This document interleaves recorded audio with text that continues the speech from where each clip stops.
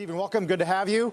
We've obviously gotten a ton of input regarding the consumer in the last week or so. Can you talk about where traffic stands at the outlets?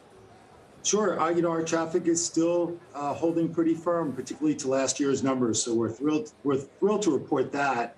And similarly, we're seeing the same trends in consumer sales that were just reported.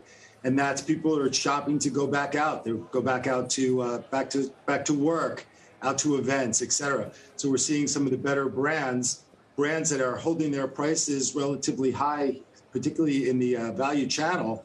And we're seeing great sell-throughs in those categories. Right. So what does that mean for your business, occupancy and the like? How much confidence is there that these traffic trends can remain stable over the medium term?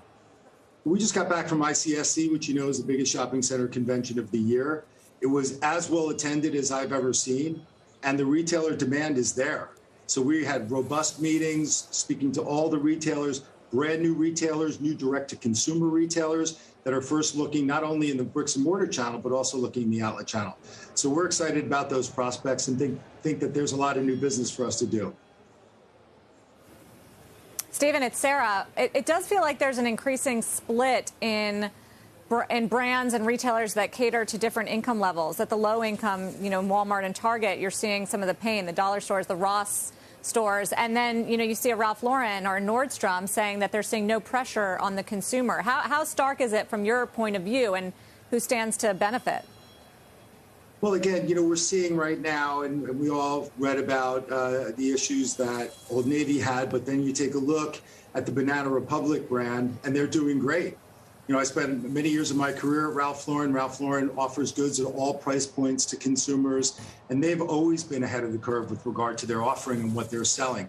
They're also a very important retailer in our channel and a great business partner with us. So we're pretty confident as being value every day going into Memorial Day weekend, which is probably one of the best-selling seasons for us of the year, that all price points will have a pretty good experience this weekend. But as I said earlier, particularly those categories that cater to going back to work or events, those categories seem to be really leading the charge. And Stephen, what's going on with inventories? Because there's been some concern from investors with some of these companies that they have very high inventory levels and things have been all messed up with the supply chain. How do you, I guess you have a different view because you see it from an outlet perspective, but how big of an issue is this going to be? Well, I think the outlet chain definitely benefits from these supply issues that other channels of retail are facing.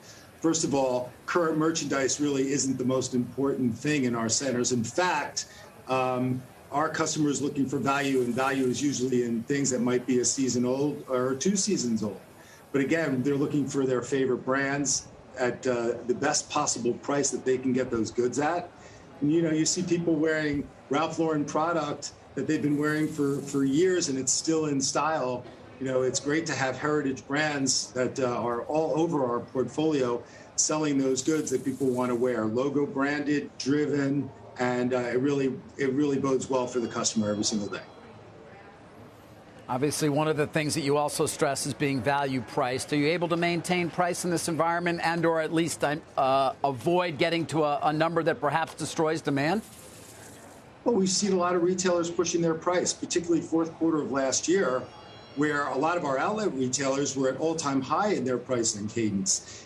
Typically during the holiday selling season, you're seeing prices break earlier and earlier. The trend changed this year, and we didn't see the prices break until late in December. And I think that still holds true today. I think the retailers are pushing prices with inflation. The customer demand, particularly at that higher level, they're going after those price points. But, should there be a recessionary headwind that faces us, the retailers have at their control the ability to pull a lever and go more promotional or a little bit more value price in order to stimulate demand in our shopping center.